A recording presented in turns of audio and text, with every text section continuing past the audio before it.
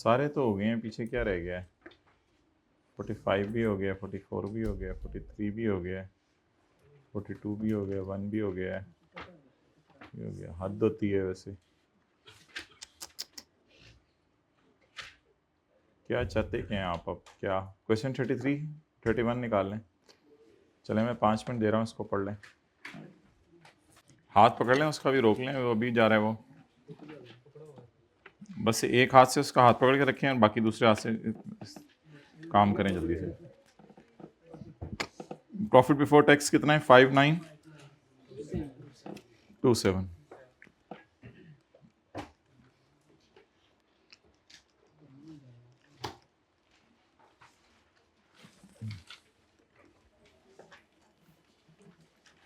Note कर लें, कर लिया? चलें आगे चलें।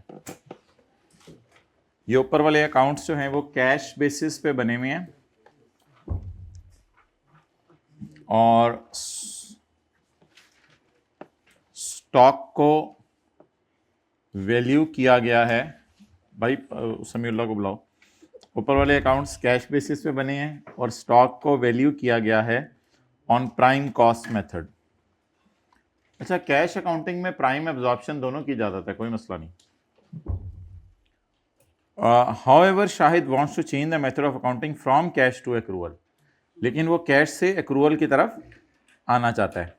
अच्छा, however Shahid wants to change the method of accounting from cash basis to accrual basis. अब वो कैश से एक्रूअल की तरफ जाना चाहता है। अच्छा, ये एडजस्टमेंट जब मैंने आपको लास्ट टाइम कराई थी तो मैंने बताया था कि इस साल वांट्स टू चेंज, इस साल वो जाना चाहता है। इसका मतलब है कि ओपनिंग बैलेंसेस पिछले साल वाले प्राइम पर पड़े हैं, लेट देम, उनको पड़ा रहने दें, क्योंकि ओपनिंग बैलेंसेस होते हैं पिछले के क्लोजिंग, और पिछले के क्लोजिंग पे हमें एतराज नहीं है। तो पिछले के क्लोजिंग पे हमें एतराज नहीं है क्योंकि पिछले साल कैश अकाउंटिंग यूज हो रही थी और प्राइम मेथड यूज हो रहा था, और पिछले साल का क्लोजिंग इस साल का ओपनिंग बना है। और एक जगह हमने लिखा हुआ देखा भी था कि अगर जो ओपनिंग स्टॉक होता है इस साल का वो पिछले साल का क्लोजिंग होता है, जो ओपनिंग होता है इस साल का वो पिछले साल का क्लोजिंग होता है। देखें किधर लिखा था, यही यही यही यही यही यही यही यही यही यही यही यही the opening value of stock shall be the closing value of previous year. That's why opening पे एतराज नहीं, क्योंकि ओपनिंग पिछले का क्लोजिंग होता है। लेकिन क्लोजिंग में मसला है, कैश अकाउंटिंग में प्राइम और एब्जॉर्प्शन दोनों की इजाजत थी, लेकिन एक्रूअल अकाउंटिंग में एब्जॉर्प्शन की इजाजत है और हमने चेंज का सोच लिया है और ऊपर वाले अकाउंट्स कैश पे बने हुए हैं, तो इनको एब्जॉर्प्शन पे लाना पड़ेगा। तो डिफरेंस 400, क्लोजिंग स्टॉक को 400 से बढ़ा दो। स्टॉक बढ़ने से प्रॉफिट बढ़ जाता है, ये आपको बताया था, स्टॉक बढ़ने से प्रॉफिट बढ़ जाता है।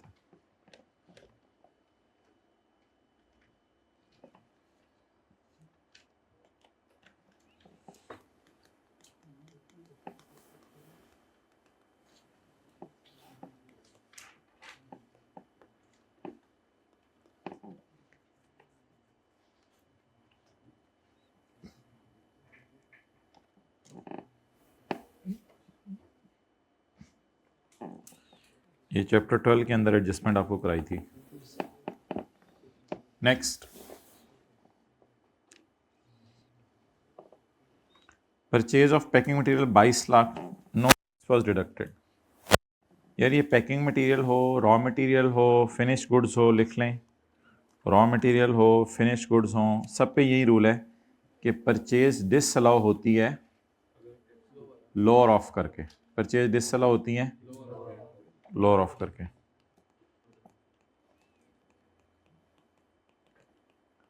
Purchase disallowed lower of actual purchase on which tax is not deducted. What is the purchase on which tax not deducted?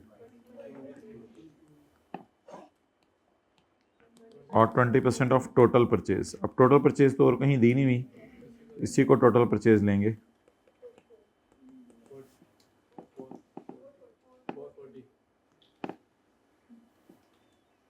Disallowed is lower of.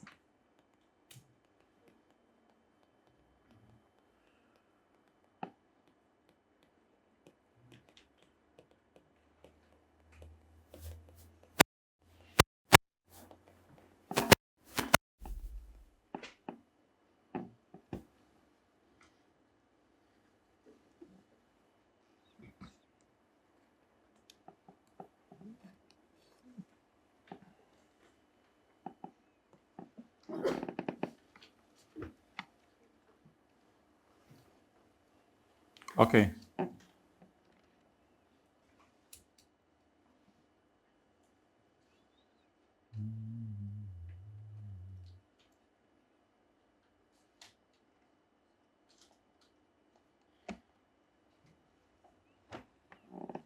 किराया कैश में पे हो सकता है।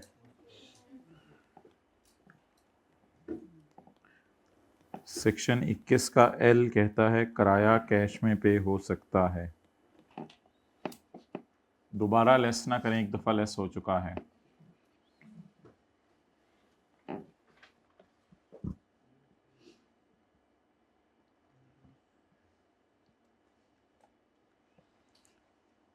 $80,000 सैलरी भाई को दी है, ये माइनस हो सकती है। इसको लेस ना करें, पहले ही लेस हो चुकी है।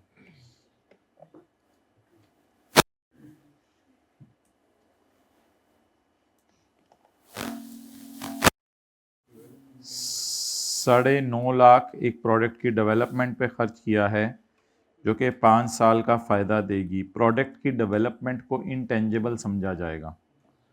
प्रोडक्ट की डेवलपमेंट को इंटेंजिबल समझा जाएगा और इसको अमोर्टाइज किया जाएगा।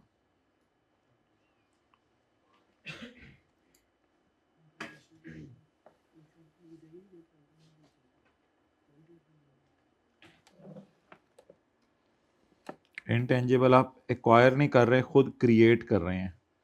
क्रिएट का मतलब होता है डेवलप करना। ओके,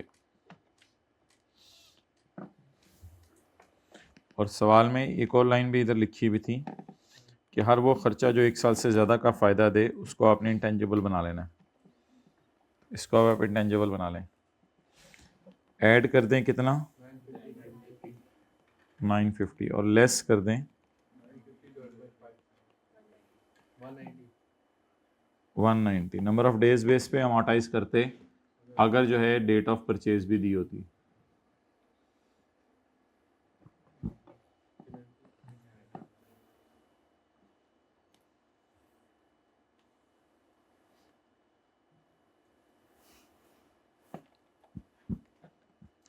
पेनल्टी आपने गवर्नमेंट को दी है, इसलिए खर्चे के तौर पे माइनस करने की इजाज़त नहीं है।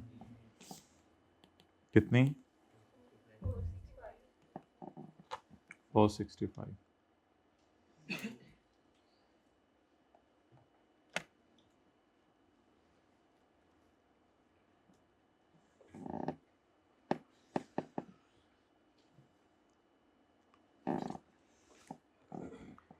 इंटरेस्ट एक्सपेंस में पड़ा है इंटरेस्ट अर्न्ड,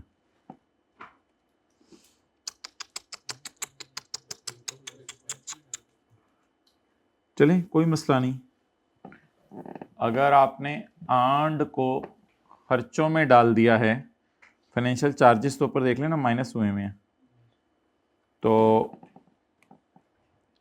असल में इसमें इंटरेस्ट एक्सपेंस होगा काफ़ी ज़्यादा, और इसमें से हमने इंटरेस्ट इनकम माइनस कर दी होगी। लेकिन एक बात याद रखिएगा, ये फिगर्स लेस होनी है। जब लेस लेस के साथ मिलेगा तो यहां तक पहुंचते हुए ये ऐड ही हो चुका है, ये बात है। आप ये देख लेना साइन क्या है, ये लेस है, ये लेस है, ये लेस है, और ये यहां तक पहुंचते हुए ये ऐड हो चुका है, यहां तक पहुंचते हुए ये। खर्चों में इंटरेस्ट इनकम पड़ी है, याद रखिएगा प्लस साइन के साथ नहीं पड़ी हो सकती। ज्यादा अच्छा लफ्ज था, एक दफा इसने यूज किया था, उसमें उसने लिखा था financial charges are net of profit on, वो ज्यादा अच्छा लफ्ज था चैप्टर 12 में जो था।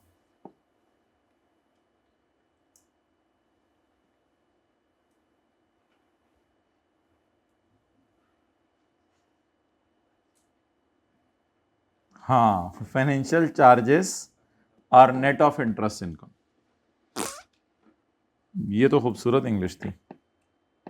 पेज नंबर 274 पे, financial charges are net of interest income, जहाँ काफ़ी लंबी बात हुई थी इसके ऊपर, इतनी लंबी बात हुई थी कि हम थक गए थे। मैंने आपको कहा था बेहतरीन तरीका यह है कि फाइनेंशियल चार्जेस को लेस होना चाहिए, इनकम को ऐड होना चाहिए। लेकिन कभी कभी अकाउंटेंट खर्चों और इनकम को नेट करके शो कर देता है। ये बताया था कि खर्चे और इनकम को नेट करके शो कर देता है।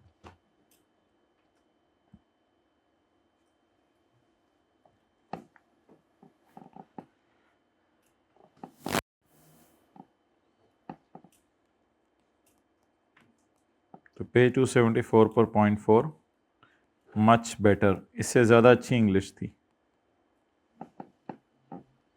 लेकिन ये तो बड़ी अजीब सी इंग्लिश है। पॉइंट 4 में फाइनेंशियल चार्जेस में इंटरेस्ट पड़ा है, ये इंक्लूड नहीं है, बेसिकली ये नेट है।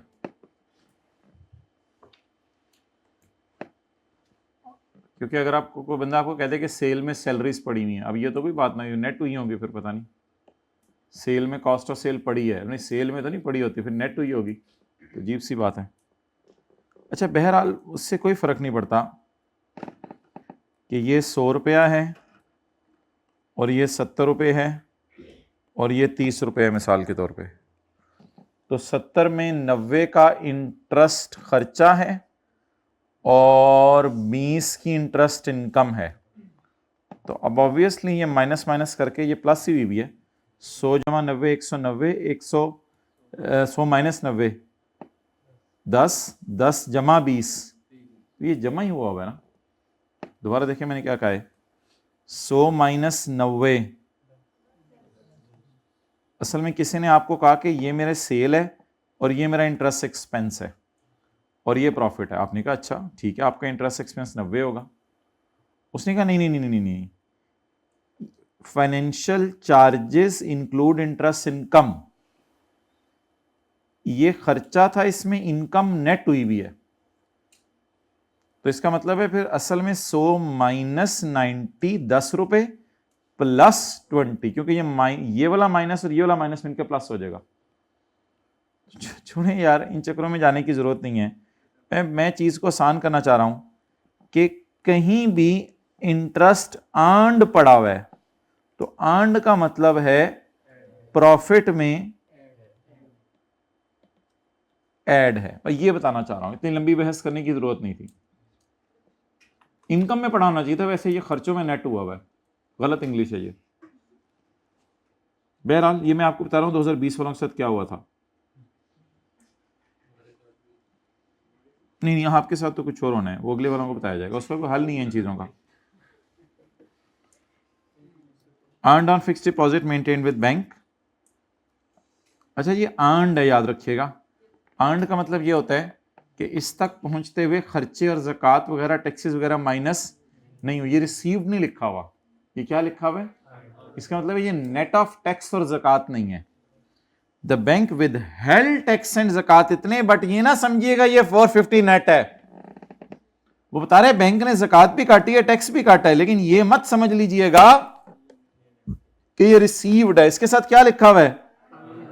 अगर इसके साथ रिसीव्ड लिखा होता तो फिर इन दोनों फिगर्स को मैं जमा करके इसकी सही फिगर निकालता, और अगर इसके साथ ये लिखा होता नेट अर्नड तो फिर भी मैं ऐसा करता। अब यार इसको तो छोड़ें, फाइनेंशियल चार्जेस में पड़ा हुआ है, बस इनकम टाइप चीज है, फिलहाल इसको निकाल दें।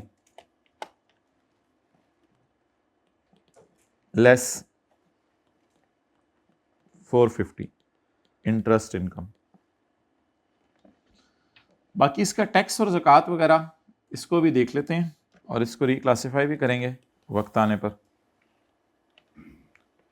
चलें करने साथ ही कर जाएं रिक्लासीफाई इसको।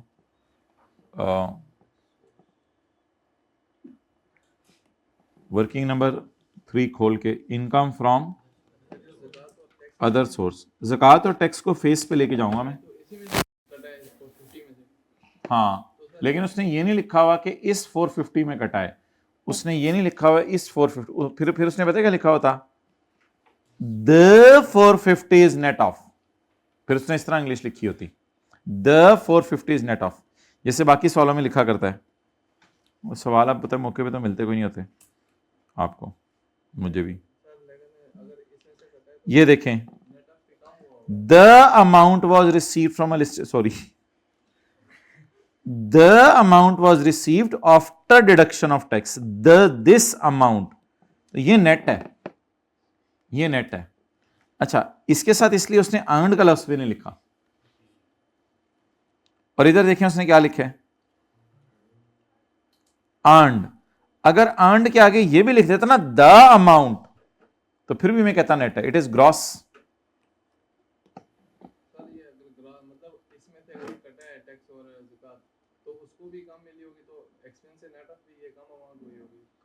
नहीं नहीं नहीं, उसने फिर उसने डाला अर्नड है, अब मैं क्या करूं मैं क्या करूं? फाइनेंशियल इंक्लूड इंटरेस्ट अर्नड, उसने पूरा डाल दिया, मैं क्या करूं? उसने अर्नड वाला कर दिया। अच्छा एक डायग्राम है, उसकी आपने तस्वीर खींचनी है।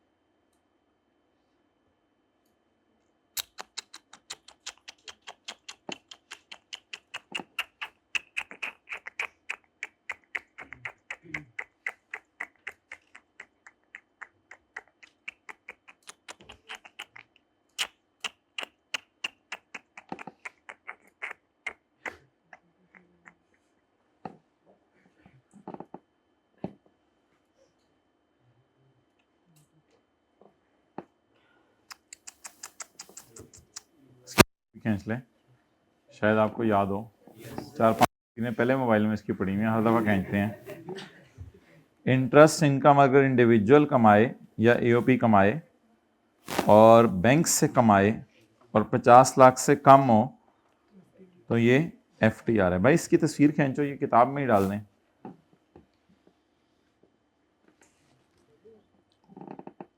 ओके, इस वजह से ये फाइनल टैक्स रिजीम है।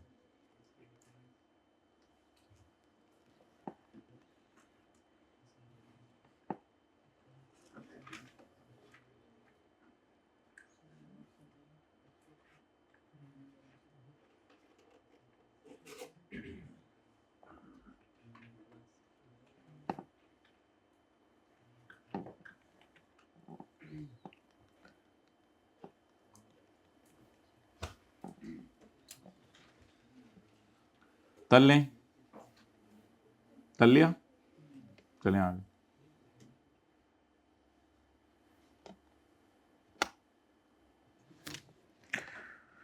तो इधर उधर की ना बात करो।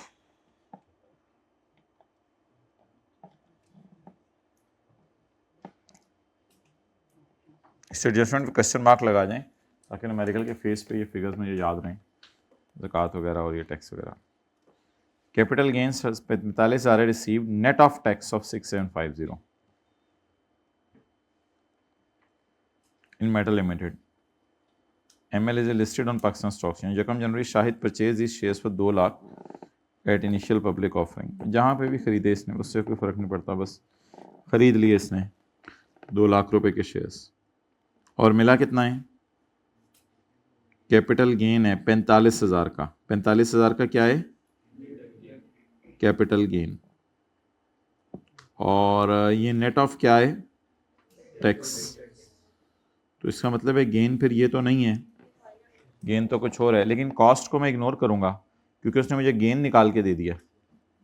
उसने मुझे क्या निकाल के दे दिया? तो फिर कॉस्ट को क्या करना मैंने? वो तो अगर सेल प्राइस दी होती तो फिर और बात होती, तो इसलिए कॉस्ट को इग्नोर करें। उसने गेन निकाल के दे दिया।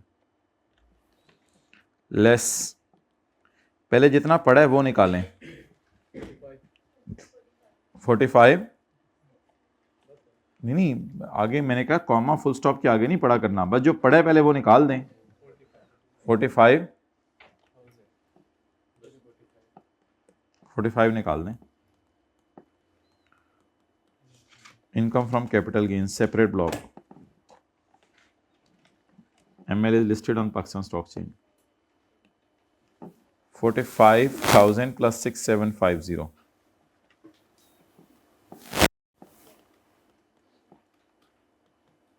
जी जवाब।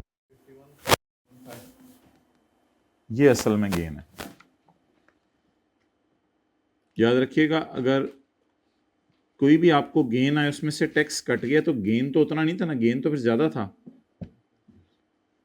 एक मिसाल दूं, सर आसिफ को सैलरी मिली है 90,000, 10,000 टैक्स कट के, तो न्यूमेरिकल के फेस पे तो 1 लाख को 12 से ज़रब देंगे ना।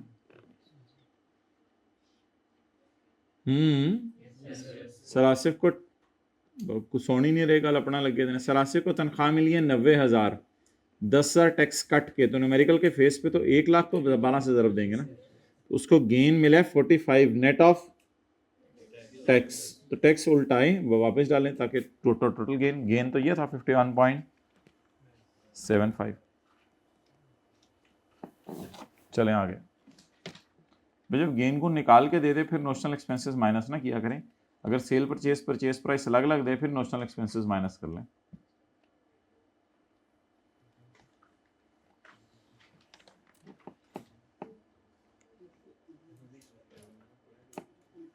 ओके, इस पे भी क्वेश्चन मार्क लगा लें। इसका टैक्स जो कटा हुआ है वो एंड पे माइनस करना है। इतना टैक्स तो हुकूमत के खजाने में पहले ही जा चुके हैं ना। एग्रीकल्चर लैंड पे टैक्स नहीं कटा, टैक्स तो कटना भी नहीं चाहिए था, लेकिन एग्रीकल्चर लैंड बिजनेस इनकम नहीं है ना। यहां से निकालें 980 लेस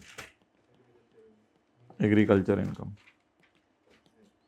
और इसको डायरेक्ट फेस पे डाल दें। इसकी वर्किंग क्या करनी?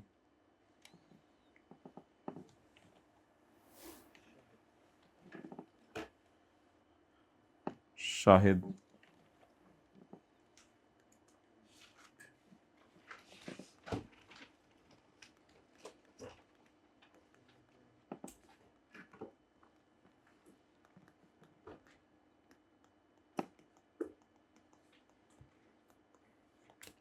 टैक्स 2000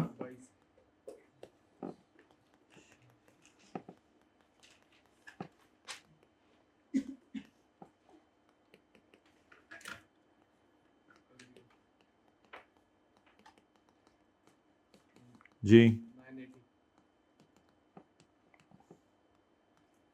निकल जाओ यहां से, मैं जा रहा हूं, फिर जाओ फेस पे जाओ।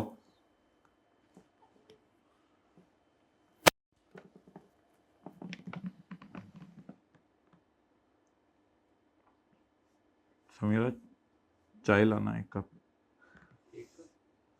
जी ओके।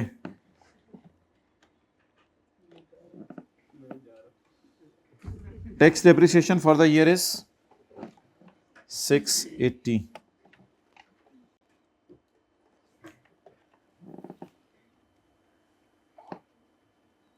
जीप जीप सवाल बना रहे हैं आई कैप, अकाउंटिंग डेप्रिसिएशन उल्टा ही नहीं अभी तक, टैक्स डेप्रिसिएशन माइनस करा रहे हैं। कर दें फिर क्या करें जी, it's not a right approach. Accounting depreciation पहले से उल्टवानी चाहिए थी। हाँ जी बोलेंगे। 680 इस पे भी क्वेश्चन मार्क है, एंड पे माइनस करेंगे।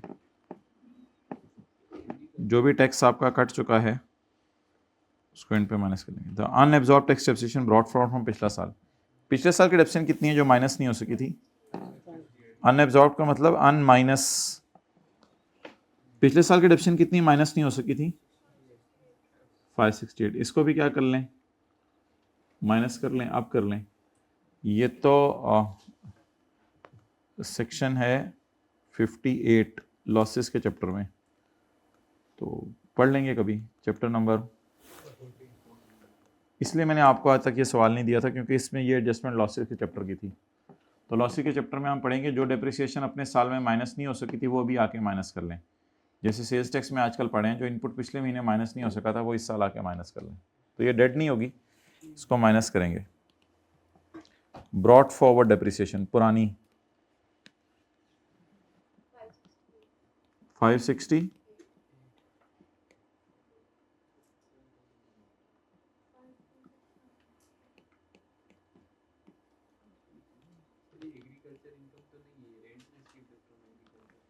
हाँ rent receive from agriculture land. Rent जाके डेफिनेशन देखें एग्रीकल्चर इनकम की, उसमें जो है वो एक पॉइंट ये भी लिखा हुआ है कि अगर एग्रीकल्चर लैंड का रेंट आ रहा है तो वो भी माफ है। एग्रीकल्चर इनकम की डेफिनेशन देखें जाके। चलें जी 52 कैपिटल गेन इनकम बोलें 51 पॉइंट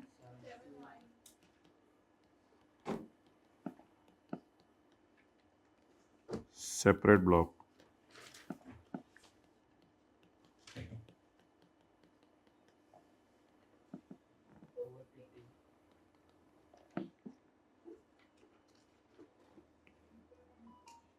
ठीक है, अच्छा और 67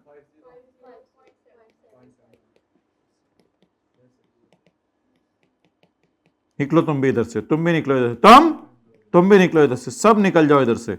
सिर्फ आ जाके खोती बोर्ड तो 5 to 6 नहीं बचना इधर।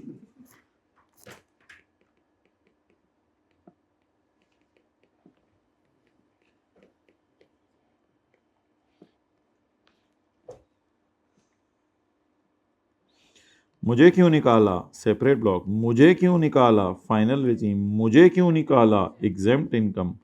आ जाके वही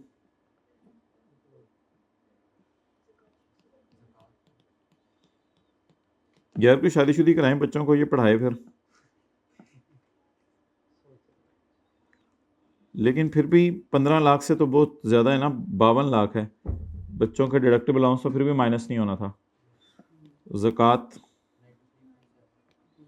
93.75। समीउल्लाह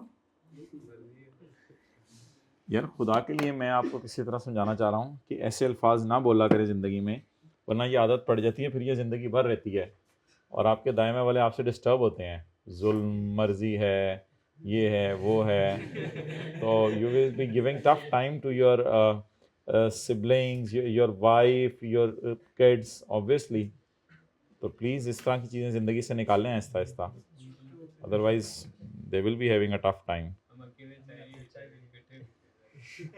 देखा, स्टिल नो फर्क जी। टैक्सेबल इनकम इकट्ठे बोले, कोई एक बोले।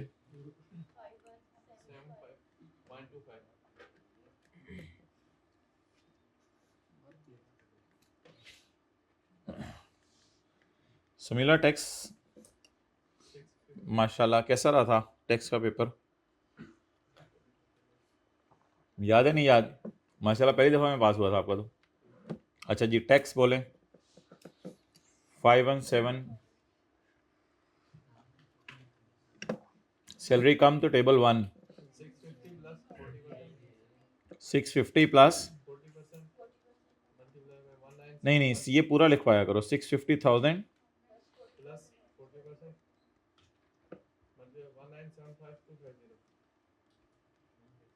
यार तू ही आ जाए कैलकुलेशन वास्ते फिर मेरे नाल।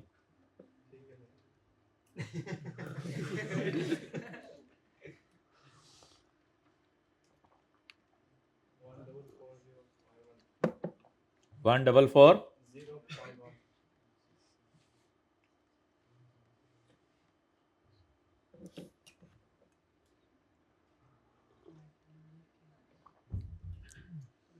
माइनस करें फॉरेन टैक्स क्रेडिट नहीं है। चलें फिर माइनस करें चैरिटी वाला, वो भी नहीं है। फिर ऐड कर दें टैक्स ऑन सेपरेट ब्लॉक और tax on dividend, tax on final tax regime, interest income, separate block, securities 51.75,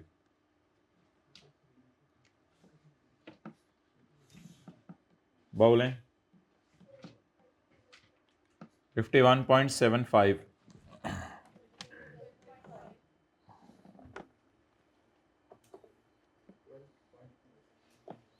chapter बोला करें ना।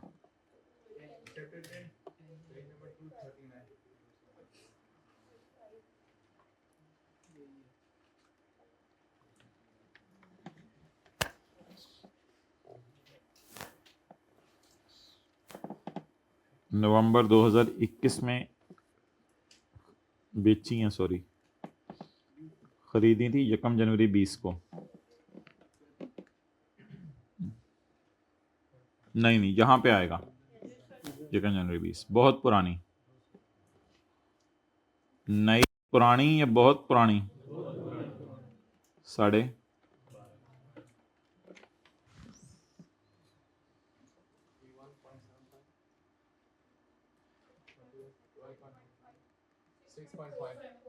6 पॉइंट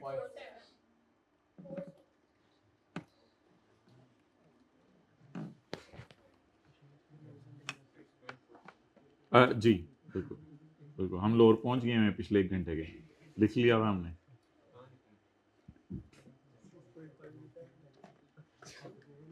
ये 6.47 लिखा हुआ है।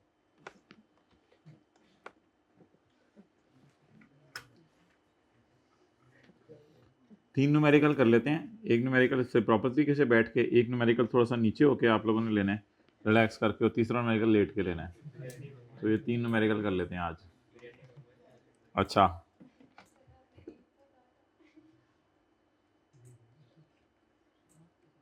भाई, वो तो फ्यूचर जिनके सामने हो तो फिर उनको ये नहीं टेंशन कि एक का कहा था, उनको ये टेंशन है कि मेरा फ्यूचर किससे क्या। अच्छा जी, इनकम फ्रॉम अदर सोर्स ना, इस तरह की फिक्र बोला करो यहाँ प्लीज।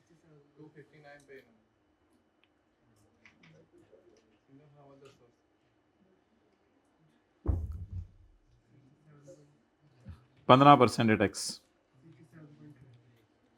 Page number 259। 15% टैक्स है इंटरेस्ट इनकम पे।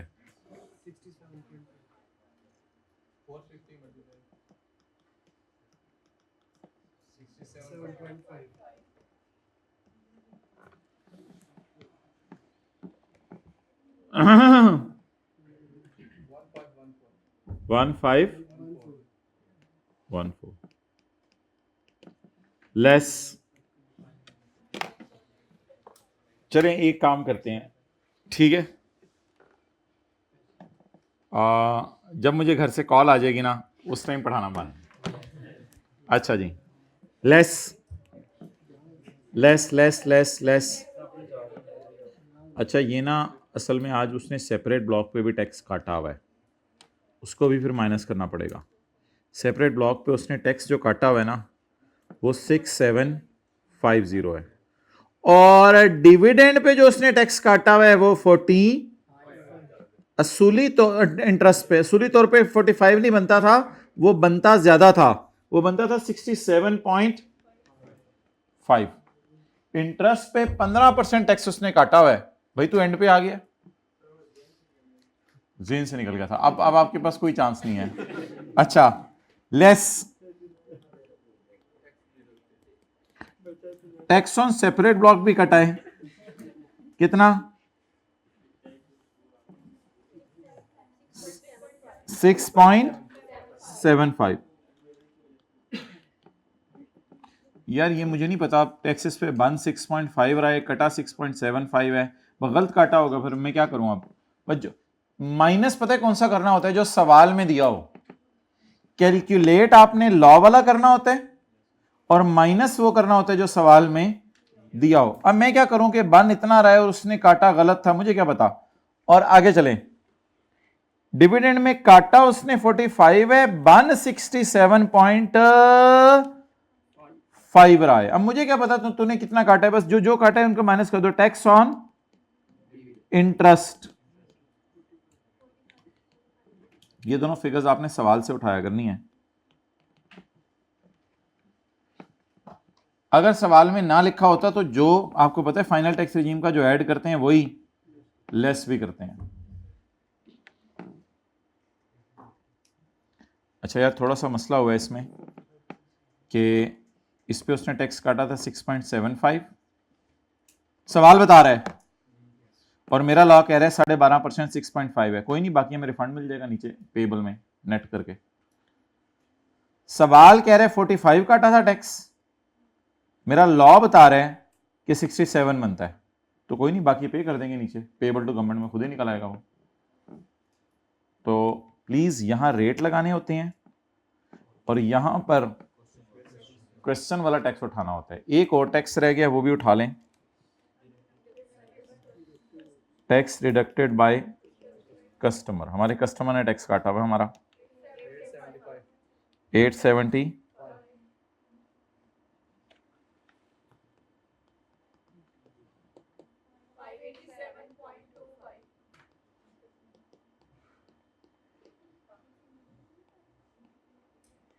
पेबल टू हुकूमत।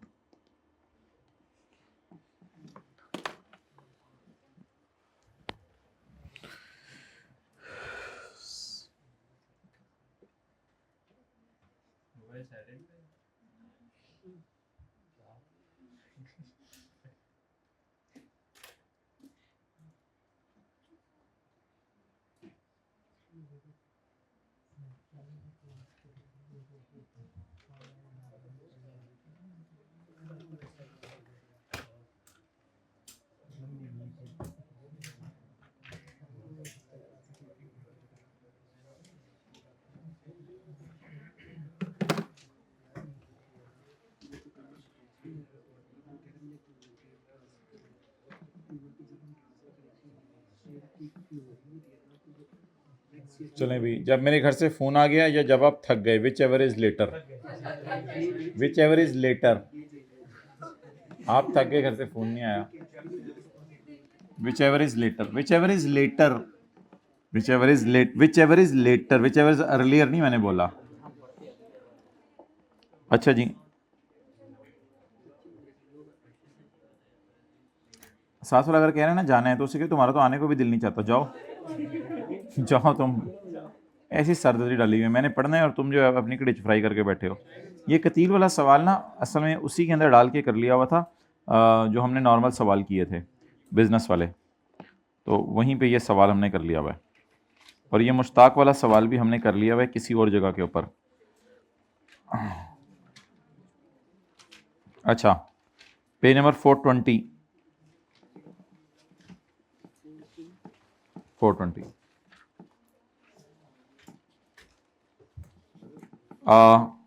Under the provision income tax rule में 2016।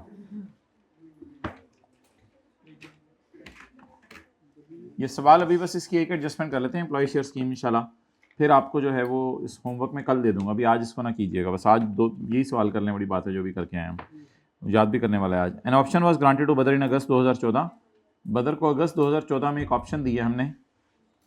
काफ़ी पुरानी बात है ये तो माय डियर, ये तो टैक्स ईयर 2016 माशाल्लाह 15 की बात है।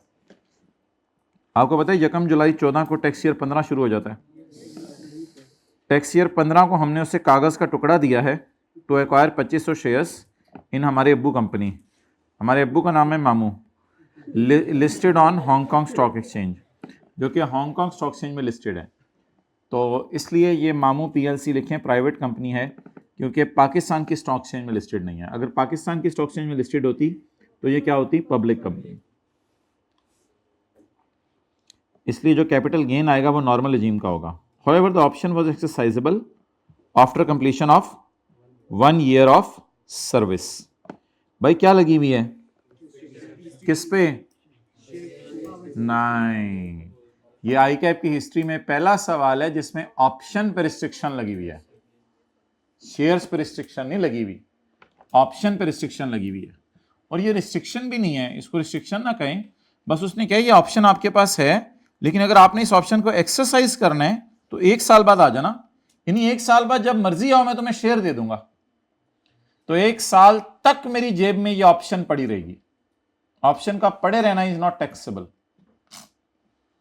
तो ऑप्शन वॉज एक्सरसाइजेबल का क्या मतलब है, तुम नौकरी करो 1 साल, 1 साल के बाद आ जाना, इस ऑप्शन को एक्सरसाइज करा लेना। एक्सरसाइज करा के मैं क्या बाय करूंगा, शेयर्स। तो आप बताएं जी, मेरा पहला साल कौन सा है,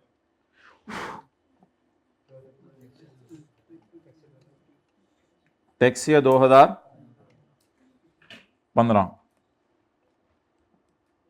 working may be working number 1 2 3 जो मर्जी, टैक्स ईयर 2015, ऑप्शन ग्रांटेड, कुछ भी ना करें, आगे चलें। Badar paid 2 lakh to acquire the option, ठीक है, बदर ने 2 लाख रुपए दिए ऑप्शन खरीदने के लिए, ये कॉस्ट ऑफ ऑप्शन हो गई। When the fair market value of option, section 14 का 1 कहता है कि इसको इग्नोर करें, अनलेस ये ऑप्शन बिक जाए 2.5 लाख में, अगर बिक जाए तो फिर और बात है, ये अनलेस की एक्सरसाइज हो जाए, फिलहाल इसे इग्नोर करें। ऑन यकम सितंबर 15 यानी टैक्स ईयर 2016, हाँ साल भी गुजर गया वैसे, अगस्त सितंबर, हाँ ठीक है, साल गुजर गए। तो उसने 3 लाख रुपए के शेयर खरीद लिए हैं, cost of share 3 lakh. The shares were issued on 15 सितंबर, 15 सितंबर को अल्लाह का शुक्र है उससे शेयर भी इशू हो गए हैं, जिस वक्त शेयर बाजार में कितने के 375 का, और अल्लाह का शुक्र है शेयर्स पे कोई रिस्ट्रिक्शन नहीं लगी हुई। तो शेयर्स को आप ऊपर वाली जेब में डाल लें, बाहर वाली जेब में ही रखें। तो option exercised, purchased shares,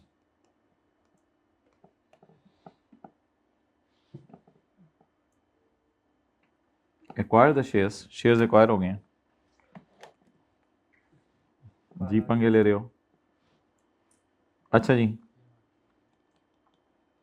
fair market value of shares, quantity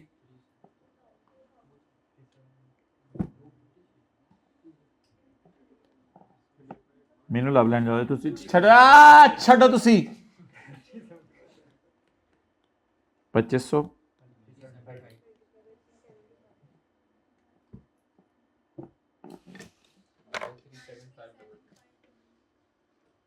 हाँ जी 937500 लेस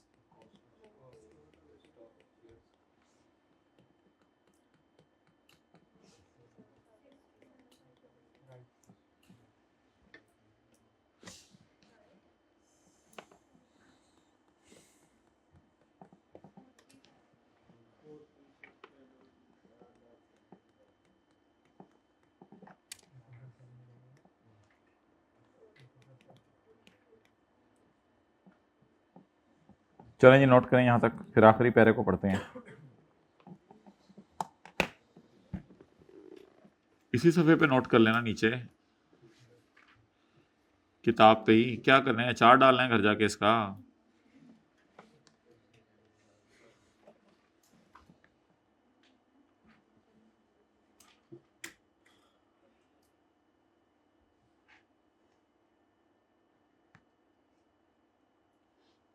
प्लीज कॉल मी।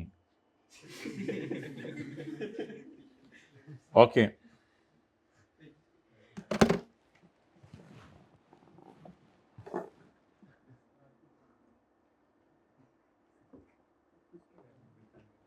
अच्छा जी,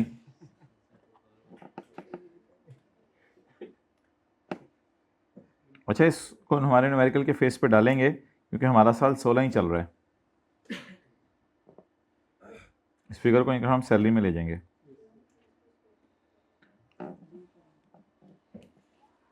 ऑन 15 जून 16, हमारा साल ख़त्म होने से 15 दिन पहले हमने उसमें से 2000 शेयर बेच दिए। 2016 का साल ही चल रहा है। Income from capital gain, normal regime, sold shares, consideration. We sold 2000 share and received net 8,75,000 in his bank account in Pakistan. इस तक पहुंचते हुए 5,000 और 10,000 कट चुका था। नहीं, मुझे तो कंसिडरेशन ग्रॉस चाहिए, ग्रॉस, मुझे तो नेट नहीं चाहिए। 875,000 प्लस 5,000 प्लस 10,000,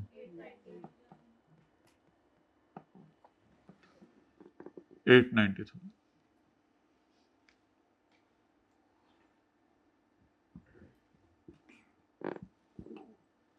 वैसे मुझे बताएं, बेच के 8,75,000 आए होंगे या बेच के 8,90,000 आए होंगे?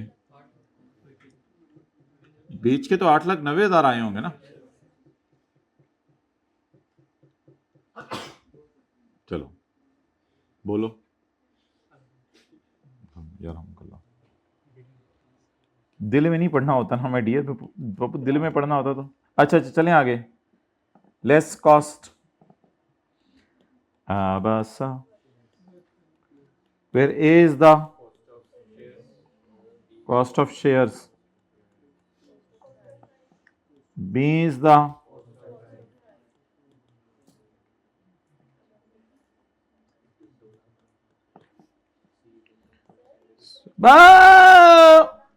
चुप, अजीब लोग हैं, पता नहीं क्लासें लेते हैं नहीं लेते हैं, क्या करते हैं, ऐसे बोलते हैं, बोली जाते हैं, बोली जाती हैं, बोली जाती हैं बिना सोचे भी। पहले तोलो फिर बोलो। ओके, आप लोग कराएं मुझे। इनकम फ्रॉम सैलरी, आफ्टरनून को बुलवाते हैं, बोलें। और चपेट वही आना है, 937,500, कैलकुलेटर पकड़े हुए हैं जी, यानी कि ना डिवाइडेड बाय 2500 मल्टीप्लाइड बाय 2000। जी अब आप लोग सवाल पूछ लें जो पूछना था। चलो ठीक है, हाँ आराम। डिवाइड बाय 2500 ज़रब 2000,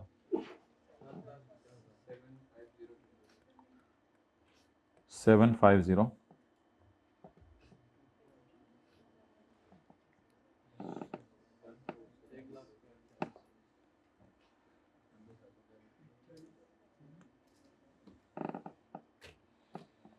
लेस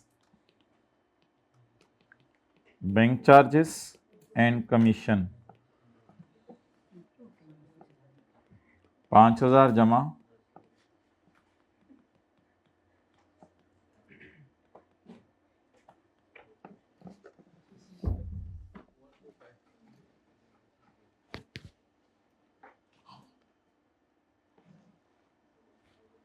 हाँ जी 1 2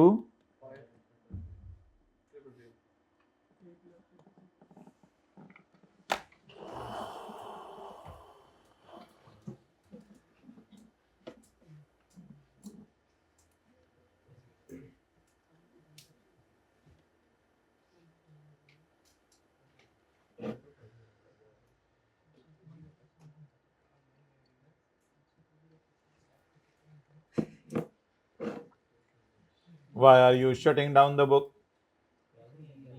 Otherwise, I will shut down you from class. Okay. अच्छा, मुझे ये बताएं कि ये कमीशन और बैंक चार्जेस हमने माइनस क्यों किए हैं?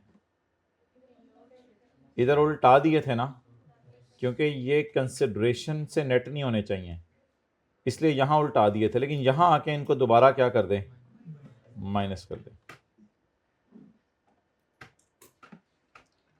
अच्छा, ऐसी एक इस तरह की मिसाल दे रहा हूं मिलती जुलती। ऐसी सवाल वाला बोंगी मारे कि इनकम फ्रॉम प्रॉपर्टी में इंश्योरेंस एक्सपेंस नेट हुआ है, तो आप फिर जो किराया नेट होगा उसमें इंश्योरेंस एक्सपेंस ऐड कर देंगे दोबारा और नीचे फेस पे लाके अलग से माइनस कर देंगे। ऐसी बिजनेस का न्यूमेरिकल आया कि सेल में से रिपेयर माइनस हुई हुई है, तो रिपेयर को उल्टा दें ताकि सेल सही हो जाए, फिर रिपेयर नीचे लाके माइनस कर दें, माइनस होती है, कोई मसला नहीं। तो इसलिए कंसिडरेशन बेहतर है कौन सी निकाल के चला करें, ग्रॉस, बाद में खर्चे माइनस कर लें। और अगर ये सिक्योरिटीज होती तो फिर ये 15,000 हम इग्नोर करते और इन दोनों को जमा करके हम इन पे 0.5% लगाते, जिसको नोशनल एक्सपेंसेस कहते हैं। याद है? नहीं याद? अगर सिक्योरिटीज होती तो फिर परचेज प्राइस और सेल प्राइस को जमा करते और जमा करके 0. फिर एक्चुअल खर्चे माइनस ना करते बल्कि नोशनल एक्सपेंसेस माइनस करते। ठीक है जी, जाएं। चलो भाई, क्लोज करिए।